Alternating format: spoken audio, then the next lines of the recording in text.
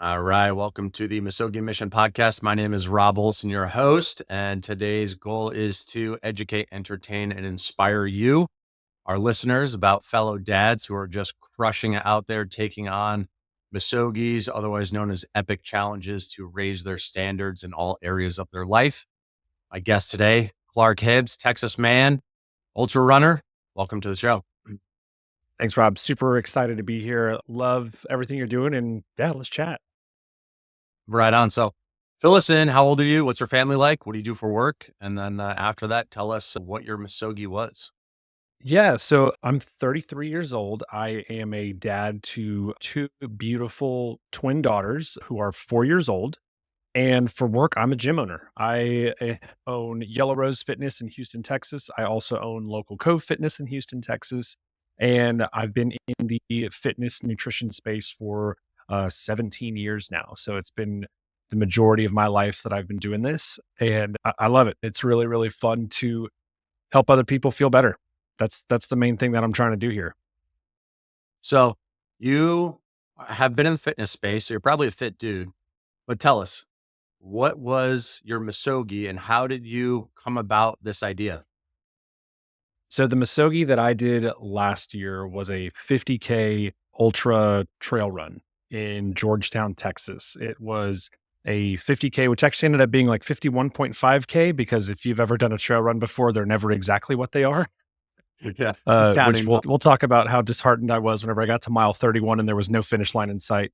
But yes, we did a 50K ultra trail run and it very, very difficult. We'll talk more about that in a little bit. But I got into trail running in 2023. And then in 2024, did my first official race in February, which was a half marathon. And I thought, wow, that was really cool and really tough. So then in April, I did a 25K, which was about 15 and a half miles. And then I thought, you know what? Let's do something that's going to scare me. And I'm not sure if I can do it or not, but let's try. And that was the 50K in November. So, prior to 2023, you weren't a runner? So, I mean, yes and no. The longest distance I had ever run was a half marathon, and I ran a half marathon twice. The first half marathon was in 2021, a few weeks before my girls were born, and I did that one in 2 hours and 30-ish minutes. And then in 2022, I actually trained better, and then I did that half marathon in 1:59. So I Nice. checked my box for a sub 2 half marathon and felt good about that. What's the pace for the sub 2 half marathon?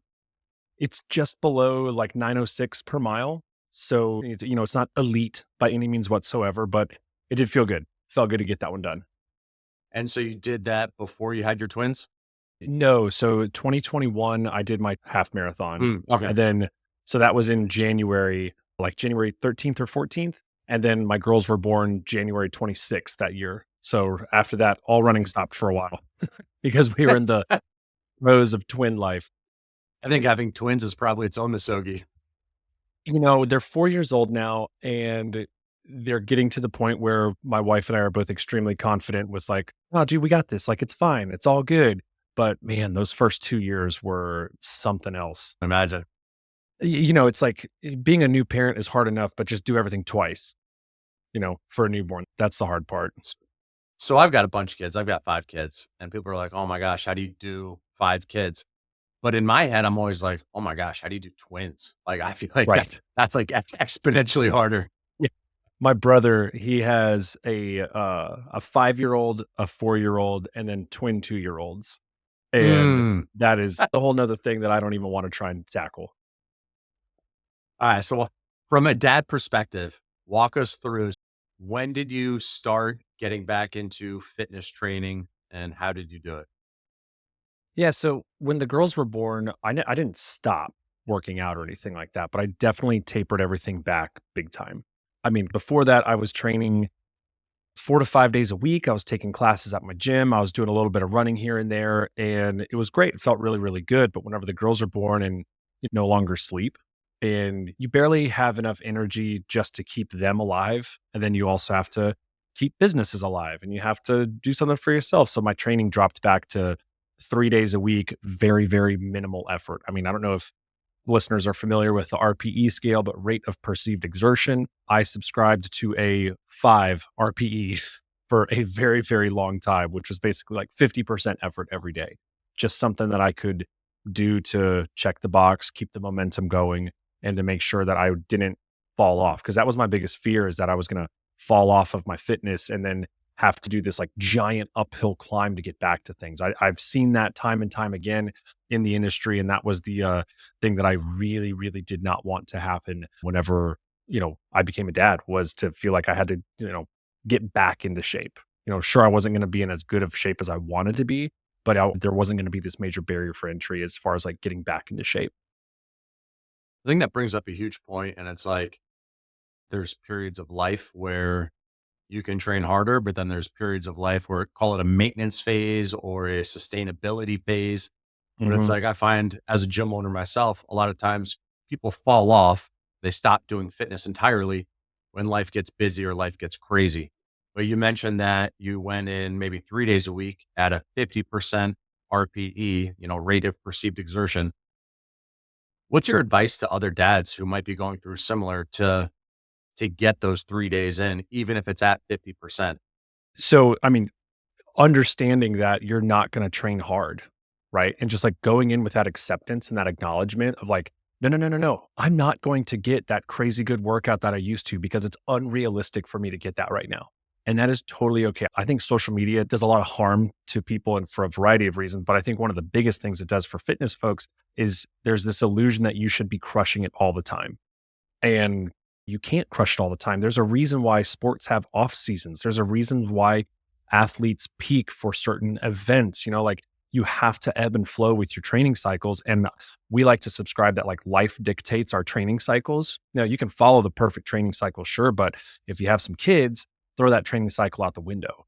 If you get a new job where all of a sudden your work demands are crazy, throw that training cycle out the window. Like, the adaptability and the flexibility to change your, perceived exertion, to change your effort level, is massively important.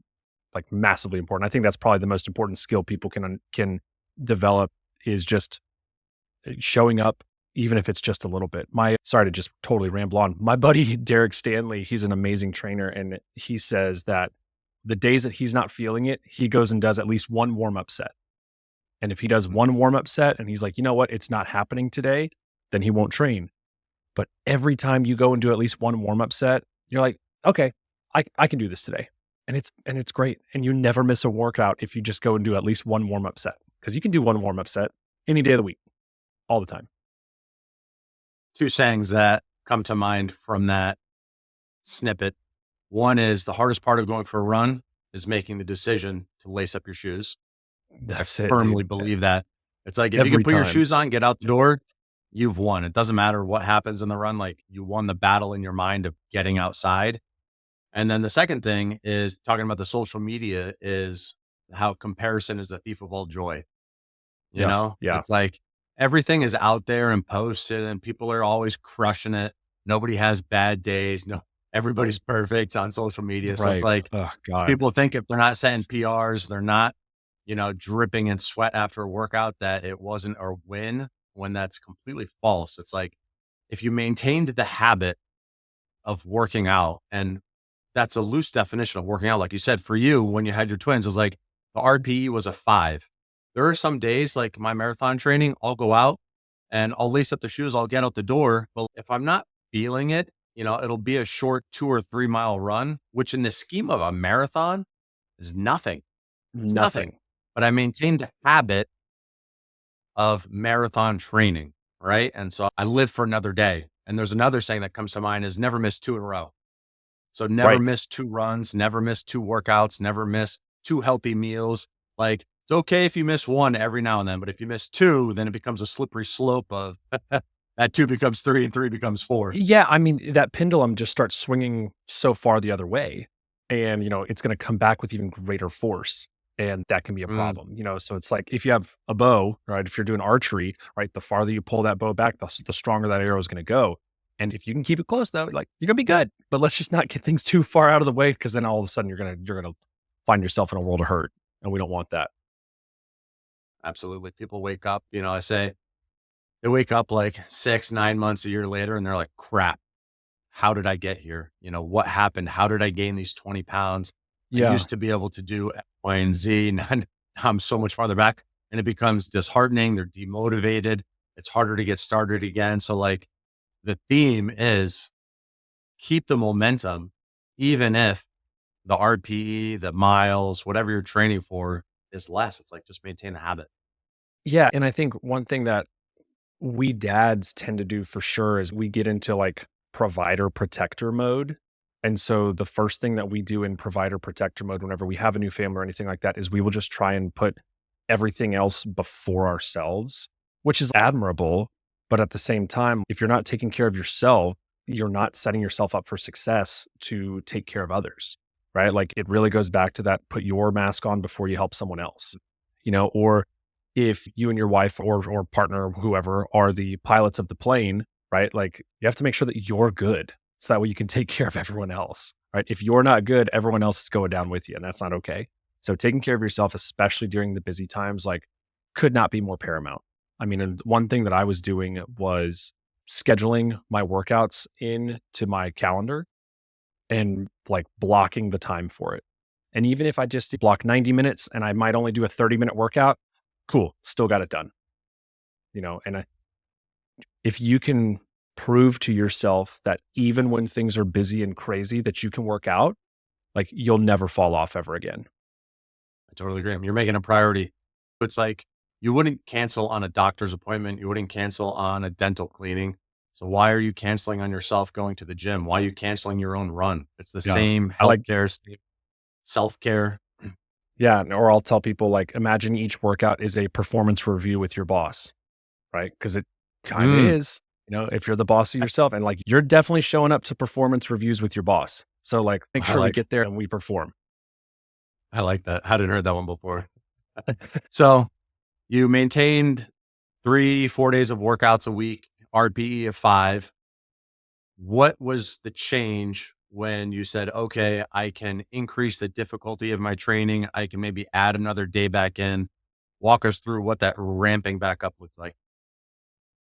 The ramping back up came to me understanding that everything was going to be a trade-off, right? And like, because I don't like using the word sacrifice, right? Because sacrifice just has a negative connotation. It just sounds bad, right? It sounds like I'm missing out on something. So I like to say it's a trade-off, right? So for me, my trade-off, because my values are in place, like my values are, I want to spend as much time with my kids and my wife as possible. I want to make sure that I'm feeling good physically and mentally. And I want to make sure that I'm performing well as a boss and gym owner, but values can shift, right? And so what I wanted to make sure that I did was like trade off some of those values a little bit. So for me, I ended up sacrificing work a little bit, run the gym. And if I say, hey, we don't need to get this done this week, we can get it on next week. Scary at first, but then like kind of going back to the analogy of you got to put your own life mask on, or you're going to work better if you feel better. All of a sudden, whenever I added in the training and I started feeling better, my work sessions got better. I was more productive in a shorter amount of time. Like everything got better from me working out more. Right. So that way I could feel my best. I'm with you on that. I do weightlifting and running as my, Yeah. modalities of Same. fitness. Same. And it's like when I run in the morning, I have the most productive and efficient work days, bar none. It's like Yep.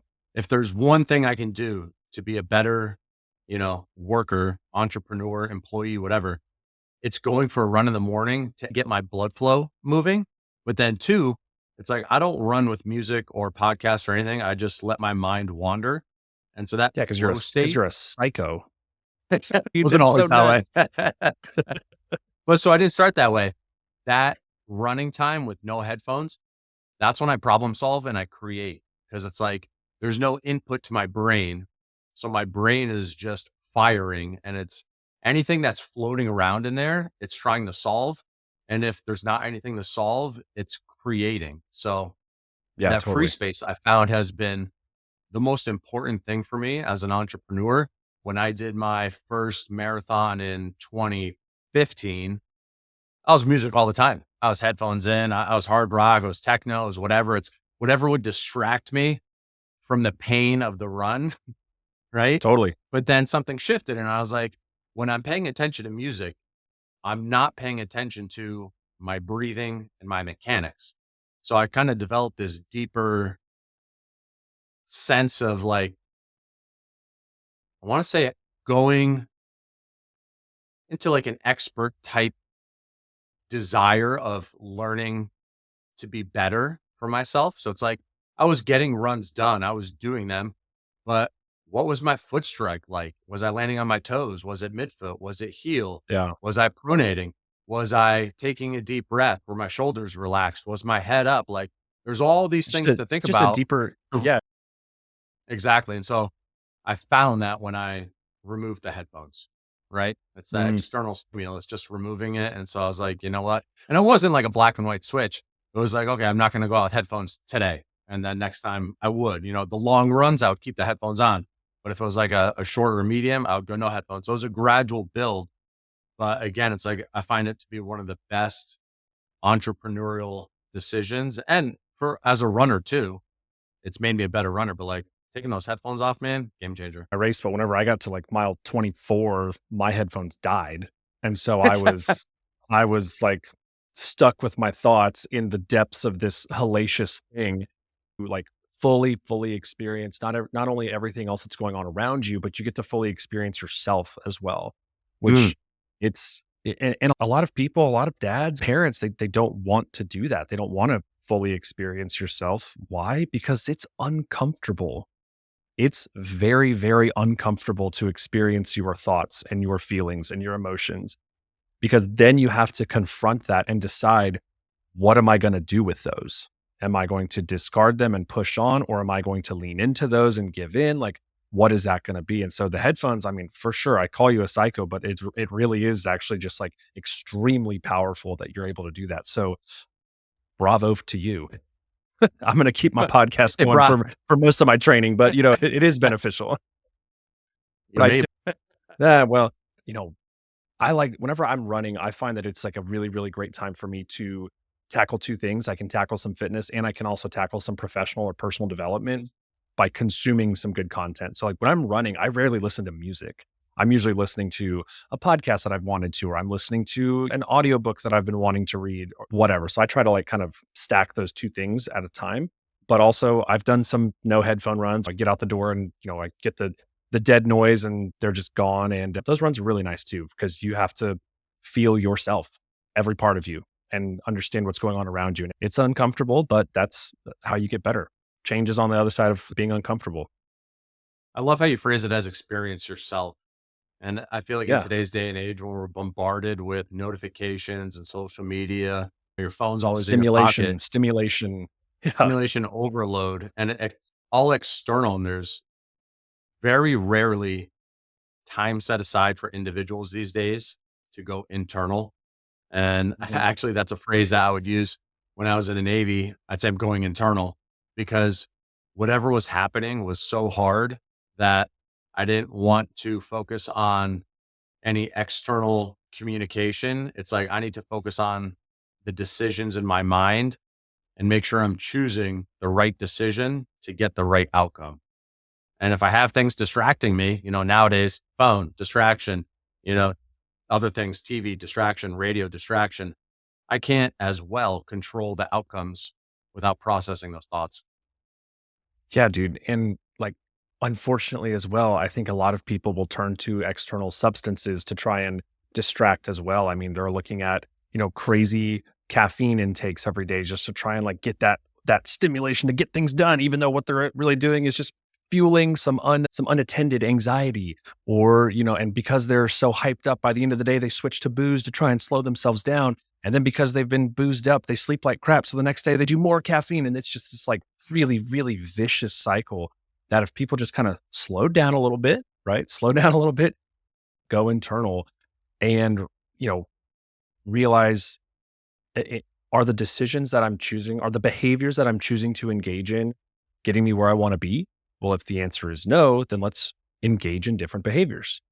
Right. And that's kind of how I decided on running an ultra marathon. I needed to engage in better behavior, specifically with time blocking and prioritization. It wasn't going to be like I want to set a PR or anything. It was just, I want to go across that finish line. and then be able to look back and say, I trained really freaking hard for this. And I had a lot of good trade-offs and maybe some questionable trade-offs, but I did it, which means that I can do something. I can do the really hard things as a dad, as a business owner, as a partner. I can do those things. I love it. It's a growth experience. It's a learning opportunity, because too often without these challenges, and whether it's a marathon or a 5K or, self-created, I'm going to carry this log around the block 5 times. It doesn't have to be an organized event, but without these growth opportunities, I find it's very easy to just slip into mediocrity or even degrade. Would you agree?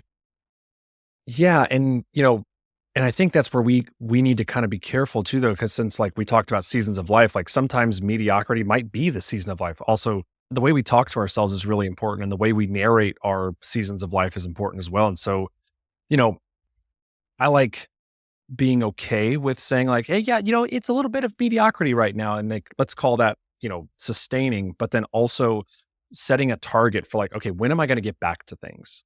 Right. And so for a lot of Mhm. times, it might be an organized race, or it might be, hey, March 1st, I'm getting back into it. I'm going to allow myself this little time, this little down season, and then I'm going to get back to things. I think it's whenever you don't have any sort of thing on the calendar, any sort of thing on the horizon, that's whenever we can just continually fall back and back and back and back. And then you're actually at your mediocrity. You said guardrails. Guardrails. It's it. No gutter balls.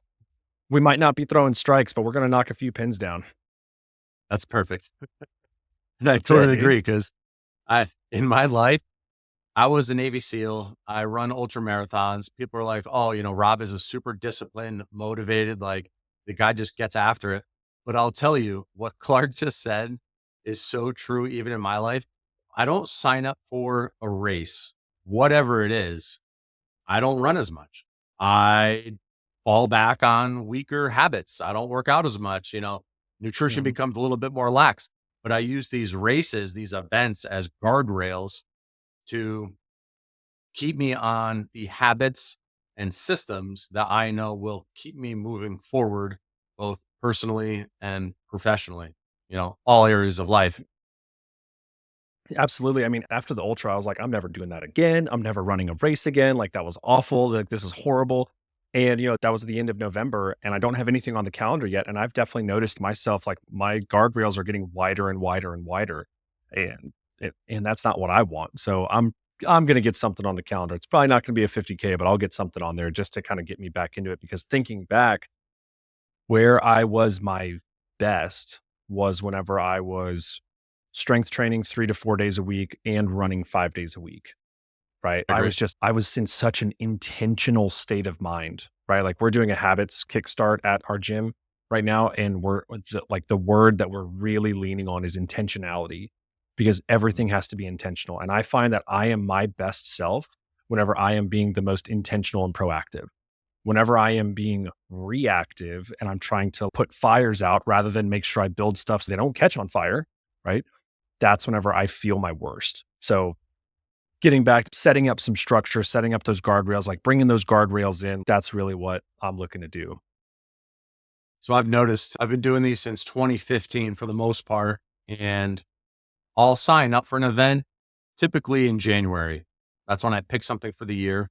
And historically, the Yeah. race has been either late summer or early fall. So that gives me like 8, 9 months of training. And then, like you, I finish the race. I swear it off. I'm like, I hate marathons. I hate ultras. Never doing this again for like 48 hours. Dude. And then once the pain goes away, I'm like, oh, okay, that wasn't so bad. Maybe I can do that Yeah. again. If I have the race in September, I typically have nothing on the calendar for October, November, December.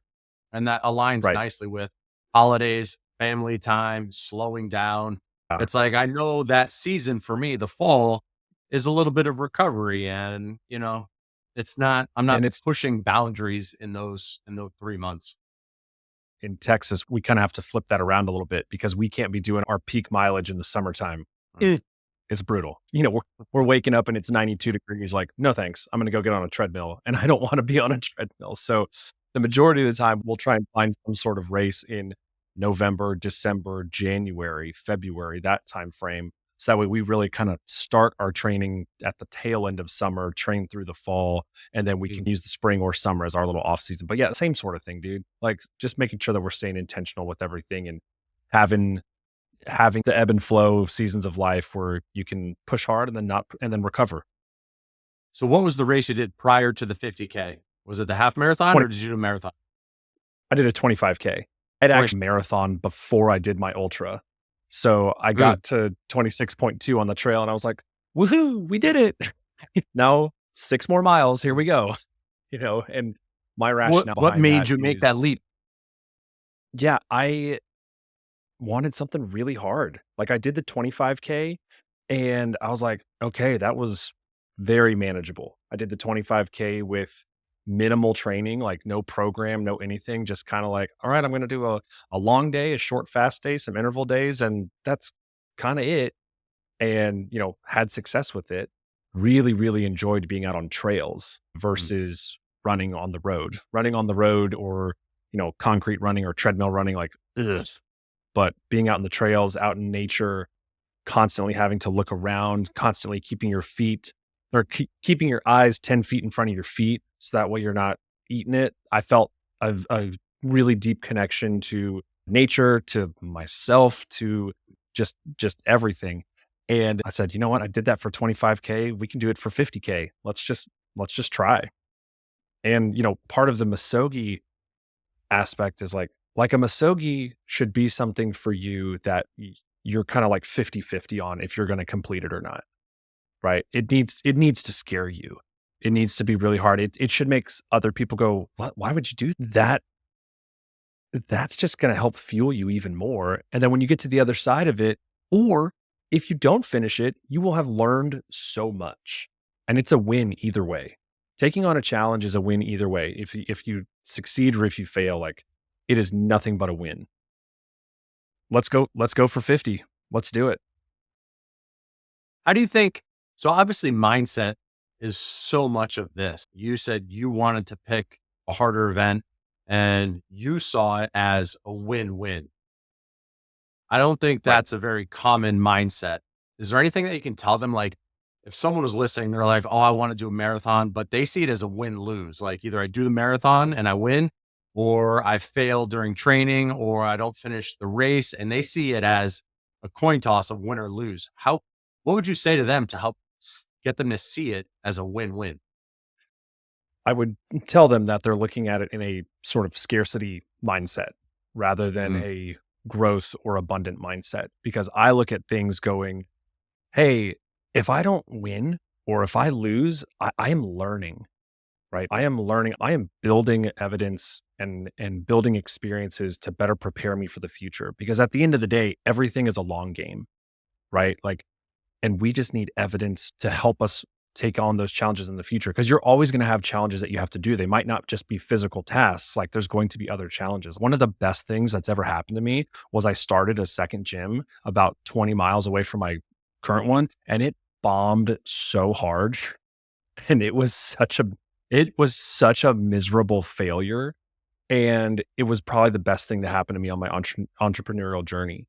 And like, yeah, I use that to say like, no, no, no, that was still a win, right? Like it was a loss on paper, but it was a win for me because now like it really tightened my guardrails as far as entrepreneur goes. Like I know that I don't want to have a second coaching gym because it's hard enough to do one really well.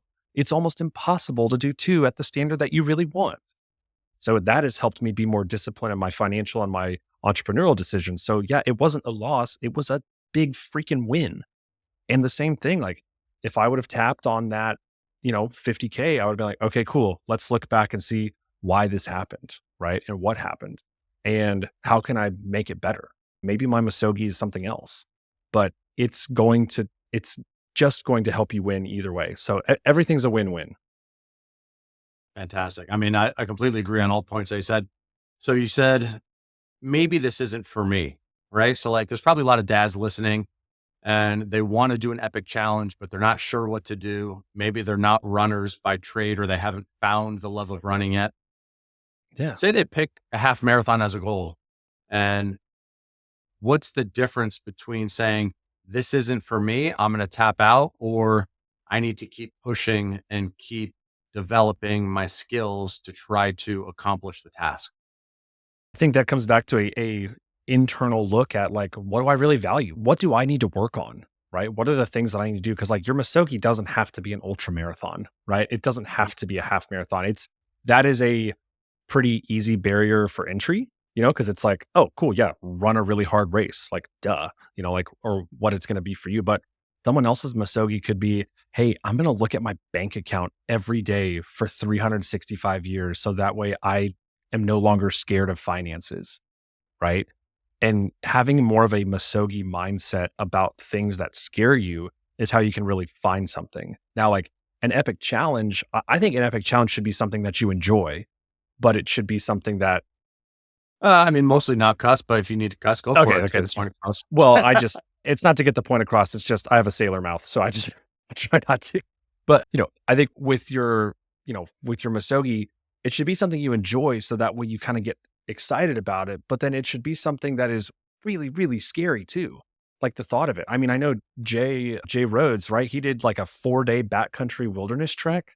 Like that's scary, like totally off the grid. But if you enjoy Mhm. being in nature, that's cool. But 4 days backcountry, that could be pretty nasty. So it could be like a 7-day backcountry trip. It could be, like you said, like, hey, I enjoy manual labor, but maybe picking up that big ass log and just walking it for 3 miles, like that's going to be really tough. I don't know if I'm going to be able to do it. You should pick something that you know, enjoy enough to get started, but it should be big enough that it is scary. I totally agree. My personal Misogi is I'm going for a sub 3 hour marathon. That is so So, fast but I've put this off for 2 years because it was because it scary. hurts. It's like It hurt. for my run this morning, and it was intervals, and I was running at, a 7 minute mile for whatever the interval was, like 10 minutes. And then I got to, recover for 2 or 3. And I was like, I'm going to be going faster than this for 3 hours. And I did a 10-minute Just interval today. And that is scary. Dude, I just talked to a guy who was at my gym. He ran the Houston Marathon in like 2:47. And I was like, you mean to Ooh. tell me that you were running at like a 6:15? I was like, God, Who's counting? that hurts. That hurts Yeah. so much. And yeah, and like again, your Misogi should hurt. There's I think that there's, you know, triumph through pain and through experiencing pain. And it's very, very easy these days for us to not experience pain or being uncomfortable. I mean, like we said, we scroll our phones rather than having conversations with people. We are constantly numbing our mind with doom scrolling, or we're boozing it up each and every day just to take the edge off. Like, don't take the edge off, experience the edge, lean Mhm. into the edge. So that way you can feel what like actual satisfaction is. Amen, man. It's like we live such overall comfortable lives. So we have to almost artificially add in discomfort. And I find that Misogi for me and a lot of others is one of the best ways to add in that discomfort in a meaningful way. And you're never going to do a Misogi that is not going to like fully benefit you, right? Like I mean, sure, you could get hurt maybe, but you can get hurt walking down the street. So whatever, let's squash that. But like, we really do live such comfortable lives that we lose gratitude for it, you Mhm. know? Like, I don't know if you are familiar with the show Alone, but I've heard of I, it. dude, I absolutely love that show. Like, I try not to binge watch too much television. I cannot stop watching that show. They're given 10 items and camera equipment, and it's 10 people out in the wilderness. Last man or woman standing wins $250,000. They Um, are they are literally building shelter, catching fish, hunting animals. Like this lady, we're watching Alone Australia. She woke up in the middle of the night to go pee, and then a wallaby ran by, and she grabbed the wallaby and like made and got dinner because she went back to like full, like literally. And I'm just sitting there going, and meanwhile, I was just bitching that I'm hungry and I opened up my phone to look at Uber Eats. It's like, I mean, how amazing is that lady going to feel whenever she gets home and just says, "Oh, everything is easy now." Right? I like to put it in running terms as well. Like, now that I've done a 50K, if you're like, "Clark, do you want to go run a half marathon with me right now?" Yeah, no problem. Like, it's fine. Right? It doesn't me anymore. So you're not just trying to peak. What you're doing is you're raising your reserves, right? Everything else becomes easy. If your Misogi is to run a 10K, 6 miles, awesome. Once you do that, a 3 mile run is never anything you have to train for again, right? A 5K is just a normal day of running. So raising your reserves, just, you know, that is almost more important than building to something to peak, in my opinion. I totally agree. It's like one thing that has kind of we haven't touched on in the last, couple minutes is the impact on family. Like your Dude. kids are Yeah. watching you do this. They're watching you voluntarily choose discomfort time and time again to get better. And that is becoming a theme in their childhood, which hopefully they will carry that with them for the rest of their lives. Yeah. Yeah. And, you know, we always tell the girls, we're like, okay, mom's going to go exercise now. Dad's going to go exercise now. Like, no, we're going to go exercise, or, hey, let's go outside and exercise. Like, we try and reinforce exercising because we tell them, like, we exercise because it makes us feel good. It's not punishment, you know? Mhm. And so that way we can just set themselves up for so much better, because they do watch. They're always watching. I mean, they have their little toy barbells, and, they'll just go and grab them and be like, I'm going to exercise. It's like, yes, we win. Like, yes, you are. That's great. I think I think the most fun age, so like my kids, I have a 13, a 7, a 5, a 2.5, and 5 months. But like I think that 2.5-year-old stage, it's like they're crazy, but they're also so freaking cute because like my 2.5-year-old, Oh, he'll just jump down and start doing burpees, or he's doing squats, he's doing yeah. push-ups. And it's like, he's not doing it right, but he's got a big smile on his face. He thinks it's the greatest thing in the world. And he's just doing what his brothers and sisters and parents do. Yep. I mean, dude, terrible twos is such a lie. Like, it's not terrible. It's amazing. It's so much So fun. fun. It's the best. It's Yep. so much There's that fun. mindset. It's scarcity or growth. It's like you're going to experience it either way. So you might as well choose positivity. Yeah. And Bonnie Skinner, she said one time at one of our meetups, she said, if you find yourself struggling, it's because you don't have the skills yet. Right. Mm, And that just immediately unlocked this thing for me of like, oh yeah, it's not because I can't do it. It's just because I haven't learned yet. I haven't learned the new skill. And mm, it just shows like it's a way to problem solve. Everything you're looking at is a way of problem solving. But I agree, like, if you're looking at everything and like, oh, this is the worst, and like, oh, I can't wait for this to be over, and like, if you're always looking for the next thing, you're never going to actually like experience the here and now. And experiencing the here and now, like, that's the magic. That's where it's fun. That's life. You don't you, in the you don't moment, in the necessarily, present. well, yeah, because you don't necessarily know if you're going to get tomorrow. I mean, you know that better than most. I mean, you've actually been shot at. Geez. Like, that's crazy town. Crazy town. Just gives an appreciation. It's another level of Yeah. awareness. I mean, and I I think think something that is very, very important to do is to, like, understand that you're not going to be around forever. So you might as well do stuff. Like, I don't know if you can see, but like on my phone background, I mm, have my death, when that's going to be, and then also when the girls are going to graduate high school. wow. So, we look at our phones an average of what, 150 to 200 times a day. It's like, I am totally desensitized to, like, thinking that death is scary, right? Like, it's just going to happen, right? Like, it's going to happen. And my girls are going to graduate, and they are going to move out, and they are going to live their lives. And at that time, I'm no longer going to have all this time with them. So right now, let's like, spend as much time as we can and just like be there in the moment with them, putting our phone away. And then also, like, I'm gonna die one day. So let's do what I want to do. Right. Mm. Oh, you want to start a business? Start a freaking business. Right. You want to run a race? Run the freaking race. Like, you just do it. Just do it. That's why the tagline from Nike is so brilliant. Like, just do it. Like, stop It's telling so true yourselves that because you like can't. people have these wants and wishes and they self-impose this barrier or this impediment to Scarcity taking mindset. action. And like the Scarcity mindset. simplest thing to do is, like you said, it's like just say yes. It's like if you sign up for a marathon, like historically for me, I'll sign up for these Misogis on a whim. It's like I have an idea, and then within a day or two, I'm typically signed up for it more or less without thinking about the details. Because if I think about the enormity of what it takes to train for a 50-mile race, it's overwhelming, it's paralyzing.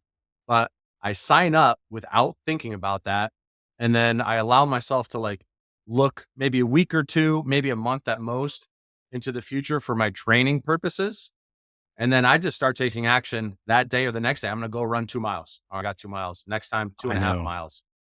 Oh, dude, I do the same thing, and it just pisses my wife off like you wouldn't believe. Because, like, I'm a do it now, optimize later kind of human, Yeah. right? Like, let's just get it going. Like, let's just go, let's do it, and then we'll figure things out. And that has served me very well. And it also doesn't serve me well sometimes. Like, I didn't really understand the enormity of training that was going to take place for a 50K, right? Just to be able to like build up the mileage, the durability. So that way, when you get to mile 26, 27, 28, you still have faith in your body to like go and then to be able to recover and to do all that stuff. And, you know, I just think about like, how am I going to get things going? Whereas my wife thinks like, no, no, no, these are all the things you're going to have to do before making the decision. It's like we have this very, very good balance. Like I'm very much in the clouds and she's in the dirt as far as like what needs to actually move and whatnot. But yeah, she doesn't really love my Misogi on a whim situation. How does your wife handle it? We're the same as you guys. Yes. I'm over here laughing because I'm the same. I'm like, whether it's a Misogi or a business, I'm like, good, Let's better, do it. Let's best. go. I'm gonna Yeah. start with good. So like, I got my new gym. It's good. Whereas a lot of people would be like, no, wait, I need to make it perfect before starting. I'm like, no, I'm gonna start with Dude, good. And yeah. then month 2, I'm gonna make it better. Month 3, I'm gonna make it better. Every month it's 1% better, 1% better, 1% better. And then 12 months Yeah. later, at a banging gym. Yeah, and even if it's still good, it's still good. It's doing the Mhm. thing, right? I mean, Yeah, like, you're the doing it. only like, every business like, the ultimate game in business is, like, are you open? Like, Mhm. cool. If you're open, then you're winning, right? And so many people don't realize they think that it has to be perfect. I have to, like, this whole perfect mentality is what stops people from they're so scared. They're so scared about what people are gonna think of them. They're so scared that it's Mhm. not gonna do well, and then they're gonna have to face it, and then it's like this imposter syndrome thing. It's like, can we leave that behind? Like, nobody cares. Just go do the thing that you wanna do. I would tell people, if you feel imposter syndrome, that means you're in a growth opportunity and it's actually a good thing. Yeah, exactly. And I also like to remind people that nobody punches down. They're always Mhm. punching up. Like, you don't see really good humans and really good business owners and everything, you don't see them punching down at the competition. If they're talking noise or if they are being judgmental or if they're doing anything, they're always doing that to someone above them. And so if someone is doing that to you, I like to go, "Oh, they're punching up. That's cool." Like those they'll get there one day. It's like, I love how you phrase that because, like, in my early days as an entrepreneur, that bothered me a lot. And I dude, didn't have the awareness of like how you just phrased it so nicely of like, oh, they're punching up. Like, no, I'd be like, that would all like trigger me in the beginning. And same thing oh, when it dude, comes to for fitness of real. like, but that's a perfect way of like, the theme of this podcast seems to be we have a choice of mindset. It's like we either have a growth or positive mindset, or we have that scarcity negative mindset. And time again, we're learning and we're seeing the positive mindset, the growth mindset is where the positive ROI comes from. Yeah, and it doesn't mean that this is like good vibes only or that you're never going to experience like negative stuff. Like no. No, you need to fully lean into the negative emotions and the negative feelings and sometimes like it just sucks. And but it's how you react after that. Like my buddy Tyler, he bombed out of a long race, and I really loved what he said. He goes, "Yep, I'm going to give myself a day to be really mad about this, and then I'm just going to start training again." You And I was like, acknowledge it. "Yeah, acknowledge it, make it like name it. It is real, Mhm. and then just keep trudging, keep going along, like, and then Gotta take action understand." towards the future. Like if you're Yeah, belaboring on a past that didn't go your way, you're not learning from it and you're not adjusting course for a future trajectory. It's like, and you can't change it. and how that You can't no. yeah, you can't change it. I can't go back in time and change the future or and change the results of the gym that I did in Tomball. Like, nope. But I can learn from it and I can say, "Oh, cool. My gym actually wasn't in a very good position to do 2. And so now I'm just not gonna do 2." We can really, really focus on the one and be good to go. Everything's a win. Everything's a win. Everything's a win. Awesome. Everything's a win. So let's look. So I don't think we've actually touched on your 50K yet. Nope. No, we haven't. All right. So fill us in. So you went from a 25K to a 50K. So fill us in on, dad life. You're married, you got young kids. What did your training look like on a week? And what were your systems and habits like? How much were you sleeping? What was nutrition like? What were you learning throughout these stages, all before the race? Yeah, so one thing that I try to never compromise on is sleep, like never, because sleep is the ultimate performance enhancer. Like you can get rid of all your supplements, all your everything. Like if you're not sleeping at least 7+ hours a night, like doesn't matter. Just get an extra hour of I sleep agree. and you'll be better. Right. Yeah, And I so agree. my wife and I are very disciplined about our sleep. And I shouldn't even say disciplined. We have systems in place to keep us from not sleeping well. And what it comes down to is we just don't watch TV at night. Like if we do, we're already in bed. And then as soon as one of us starts to feel tired, boom, it's off and we're ready to go. Right. We're ready to go to sleep. Obviously in parenting life, there's going to be the odd nights of, oh, kid's sick. Like they're crying every 90 minutes. Like you're just going to do what you can. But, I made sure that I slept as much as possible.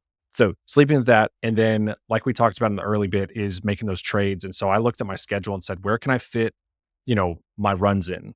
Because I already had a really, really good rhythm of working out at our noon class 3 days a week. But hey, where am I gonna do my runs? And I found that the perfect time for me to do my runs was about 3 p.m. each day before I picked my Mm. kids up at 4:30. So I would, it's middle of summer, so that's whenever I'm training, but I would get on the treadmill at 3 o'clock and I would do my running workout no matter what it was. Because I think, pressure makes diamonds and deadlines also, build performance. And so I would give myself like these deadlines for my workouts. So that way I would get into it, get after it, and get it done. And so scheduling those appointments and making that happen will work. So training for me each week was 5 days of running. It was long run on Sunday, recovery run Monday, no running Tuesday. Then it was interval Wednesday, speed work Thursday, rest Friday, and then shakeout short run on Saturday, and then another long run on Sunday. And so that worked really well for me. And then my strength training, I did Monday, Tuesday, Thursday at the noon class. Just with our methodology of strength and conditioning, I was hitting everything that I needed to, and that was really, really helpful to keep up all the mileage. Because I try really, really hard not to take away family time for the sake of exercise, right? Mhm. So it was either while my kids were at school or before they were awake on the weekend. So Saturday, Sunday, my runs were usually at 5 a.m., 4:30 or 5 a.m. So that way I could get it done before they wake up at 7. Did you hire a running coach or did you come up with the program yourself or what did that look like? Yeah, I had a running coach who updated my training plans accordingly through Training Peaks, and I I felt like I was a pretty low maintenance client. It's just like, oh, there's the thing, here we go. But I think having a coach and having a program is incredibly impactful because we all are doing so much day to day. We have so much decision fatigue all the time. Like one of the best things about our gyms is, we say just show up and we've got the workouts for you. Like you're good to go. Same thing with a coach. Like, oh, boom, here's your workout. Do it. Cool. Great. That's what I'm going to do. Decision fatigue. It's a real thing. It is such a real thing. And I Absolutely think that's such a part of real the thing. problem, or I don't want to say problem, but that's part of the impediment of people signing up for these things is they're tired, their brain's tired, and they don't want another thing to think about and figure out. And I personally feel like the coach is the missing link, that more people should be hiring coaches to guide them along the way for whatever they're doing. 1000%. 1000%. Like, and I think a lot of times with men, there's this like level of pride that like an ego really that like, I should know what to do. I don't need a coach. Like, shut up. Get a coach. You're gonna be better having a coach. The best like whoever you're aspiring to be, I promise you, they have a coach. Mhm. They have some sort Everybody's of got a mentor coach. and advisor. Yep. Even the MVP in the NFL, like the best player in the NFL, has a coach, Multiple coaches. multiple coaches. It's like, obviously finances are part of it, but it comes down to an ROI. And I find the ROI of hiring a coach is the best dollar for dollar spent, because not only are they going to get you the result faster, it's more than likely going to be the safer option, because if you get injured training for whatever, you're not going to get to do the thing and you're going to be held back months, and it's going to throw everything else off. So it's like just staying safe. If a coach can do that for you, it's worth it. And then if they can get you to your final destination with a better result than you would have gotten alone, winning, Worth it. Winning. worth it. Absolutely winning. So yeah, so my training, it was, pretty typical training style, ramping up the long runs each week. The longest run that I did before the ultra was 20 miles. So I did a 20 miler, and then I did all that on concrete.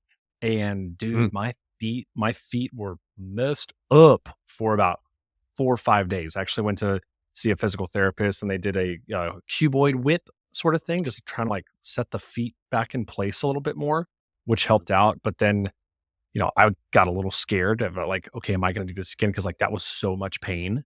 Um, but it went away. I just kept my run short after that. So it was about 3 weeks out from the event that happened, and so I kind of just did some maintenance running up until the event and said, hey, we're just going to do it the best we can.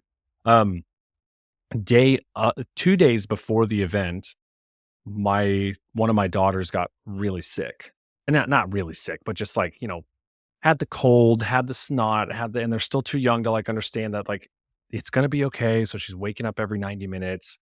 So got really, really bad sleep 2 nights before the event. And then the night before the event, our power goes out. And so I'm like staying up and freaking out about like, okay, am I gonna need to pull the generator out? Like, what are we doing? Yada, yada, yada. So I actually didn't end up going to sleep before that event until like 10:30 p.m. And then we mm, left Yellow Rose at 4 a.m. to get to the run, which is 3 hours away. So I got 4 or 5 hours of sleep maybe. nice. And so running, Mm. so in the court over the course of 2 days, I got about, 8 to 9 hours of sleep before running an ultra marathon. So not good, not good, not good. What was your mindset? What were you thinking? Just what I was thinking was this is going to be awful because I'm not going to be able to perform well.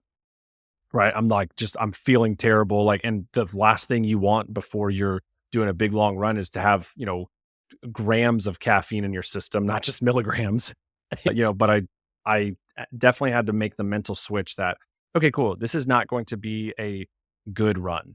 Right. It's not, but we're going to get it done. Right. That was the thing, is like, we're going to get it done, or we're going to like, we're going to give it hell. You know, Mhm. I'm not too proud to say like I would have, tapped out had I been able to, but also the course was just one big loop. So it's like by the time you get here, like if you tap out, you're just going to walk to the finish line anyway. So you might as well just keep walking. So that was lucky. During the run, the run was really cool. I had just a great experience running with some buddies during it. And then, seeing my training plan, you know, prove itself. Like seeing all the work that I put in there going, okay, cool. I got to mile 10 and like, I'm feeling really good. Got to mile 15. I'm feeling really good. Got to mile 16 and that put me officially into bonus miles for a race. Then got to mile 21 and I was officially in bonus miles like Mm. forever. I was just in bonus miles for life. I'd never run that far before in my life, but we had some pretty bad aid station setups, and so there was a point there where I went about 2 hours without any water, which really Ooh. sucked, and yeah, not good, and that was also right at the same time that my headphones died. Mm. So, I was like I was I was is it's heat of the day. I'm trudging through this trail, looking like an absolute bag of ass, feeling like an absolute bag of ass, and going, "What am I doing out here?" Right? But that's definitely whenever I remembered, like, okay, no, like you're out here, you're doing it. Let's make the most of it, and let's also taper these expectations, right? Like, let's take a look at the situation, take a step back, and let's taper the expectations. Like, you are no longer going to have a strong run. Like, your nutrition is not in the right place now. So this is now a run for completion. We're just going to get this Mhm. done. And, luckily at mile 26, they actually had water and food. And then I drank and ate way too much, way too fast. And at mile 27, scream vomited everywhere, which was not good. Oh, But then I was like, oh God. And the funniest part was the trail that we were running on was in a park. And so there were like, you know, the public out there. And so yeah, yeah. these 2 girls were walking by and I just start scream vomiting and I hear them going, oh my God. Oh my God. And they just ran away. So that was pretty funny. And then, yeah, after that, you always feel better after you kind of get some stuff up.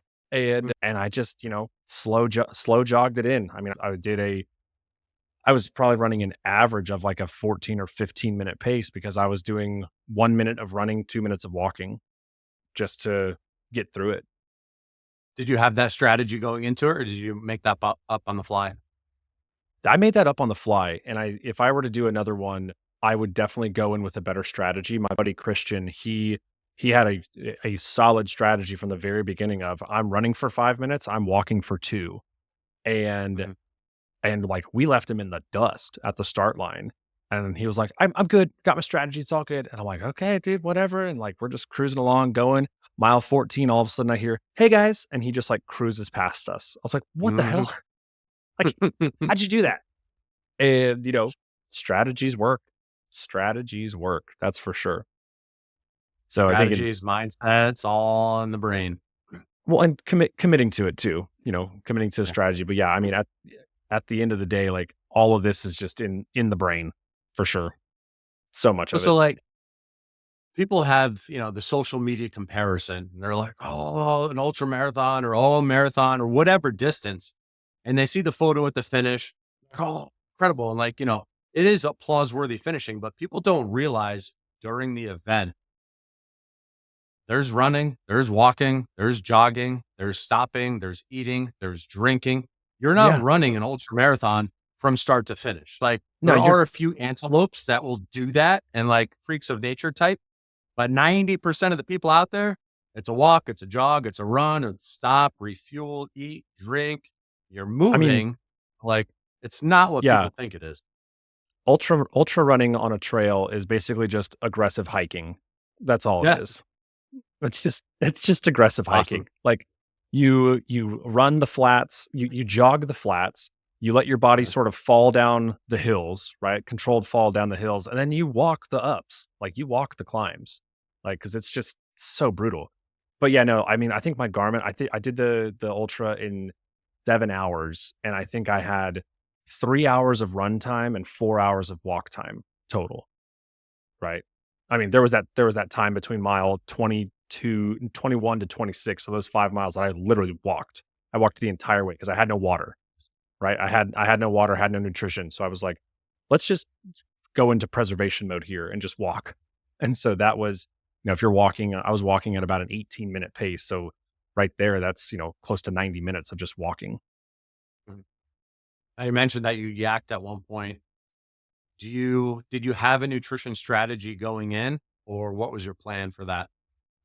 Yeah, my nutrition was every hour I was gonna take in some food, right? Every hour I was gonna take in some Mhm. food, and I was drink water whenever I felt thirsty, right? I didn't wanna overhydrate myself or anything like that, but also my strategy was, I'm gonna fill up at the aid stations, right? I wanna fill up at the aid stations, and I don't wanna be dehydrated, but I also don't wanna, get into, like, overhydration phase. The thing that happened was I was told that there was going to be an aid station at mile 18. And so at mile 17, I was like, cool, just like drained my packs. I was, I drank everything that I had. Mile 18, we get there and there's no water. And we Mm. called them because, like, luckily we had our phones on us. We called them. We're like, guys, there's no water out here. And they go, oh, yeah, we know. We're going to get it out there in about an hour. And I was like, well, I'm not going to sit around for an hour. Like, let's just cruise on through. And so, yeah, Yeah. from mile 18 to 26, no water, which that sucked. That sucked big That's because that's vicious. also it's vicious, and that's also like, you know, the make or break point for most marathons is like mile 18, right? Like that's Mhm. whenever things start to hurt. And that's where I was getting. It's the longest run. And, I get to mile 21. I'm officially in bonus miles. And I'm like, cool, we are walking. You Cool. know, I thought, I was really, really mad at the race directors and at the race in general because, like, what piss poor planning, right? Like, that is just awful. But again, everything's a win. Like, that was cool that now I can say, all right, sick. Like, I, I did that. That was a really, really suboptimal race. Still got it done. So I know that I love it.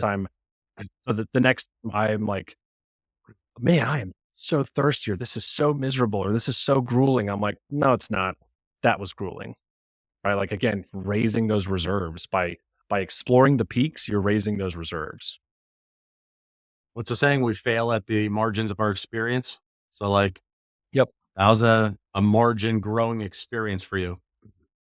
No doubt about that. It was nuts. Yeah. After we did the race, we very quickly like kind of sat down and was like, what the hell just happened? Like, we did it. Cool. And then we had to get in the truck and drive home 3 hours. And let me tell you, sitting in a Bros. truck for 3 hours after a Mm. 32-mile run is not fun. Just cramping up all over Were the your place. was your wife and daughters at the finish line? No, no, they weren't. This was Oh, a dad's day sort of thing. But it would oh, if it cool. would have been local, they would have done it for sure. But Yeah. no, the run was 3 hours away. I wasn't going to get them to do that. You know how road tripping it is with kids. It's sometimes not worth it. Most And of the so when you time, got not worth home, it. what was the reception like? Well, when I got home, it was 10 p.m. Everyone was already asleep. Oh, they're sleeping. They're already asleep. So I got home, on the way home, I stopped and got, 6 tacos and some chips and queso, and I just, like, housed it whenever I got home, and then so I didn't wake my wife up because I knew that I was just gonna be tossing and Yeah. turning all night. I slept in a different room.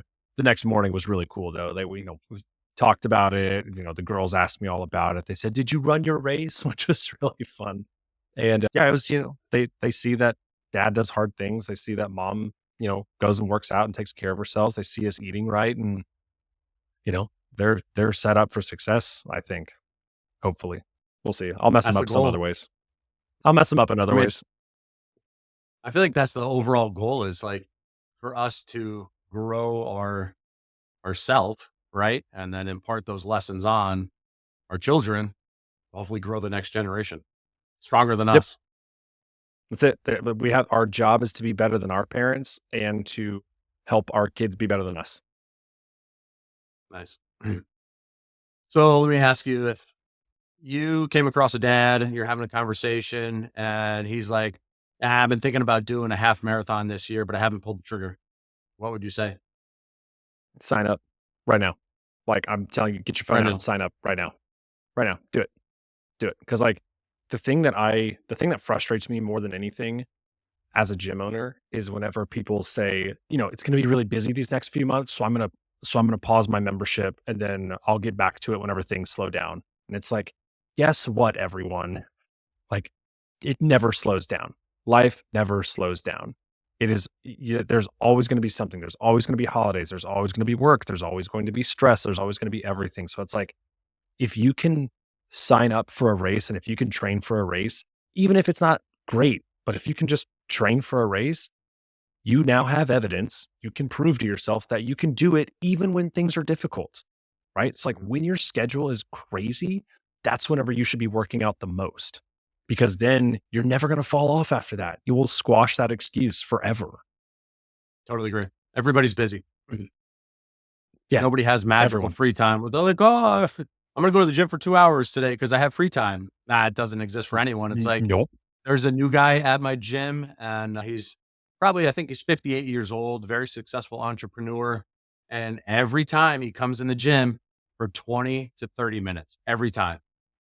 And That's he's it. maintaining the habit of working out and he's getting it done. And it's like, some people see the gym and they're like, oh, I need 45 minutes. I need an hour or it's not worth it. I'm like, that's the problem right Y- there. Like you go get 30 minutes, you're Yeah. golden. In my 24/7 gym, there's a guy who comes in 5 days a week at 3:30 PM. He's in his work clothes, okay? Like, Mhm. he's in dress shoes, he's in slacks, and he's taken his tie off, and he unbuttons a few buttons, and he will, like one day he runs the upper body machines, the other day he runs the lower body machines, and he's out of there by 4:15.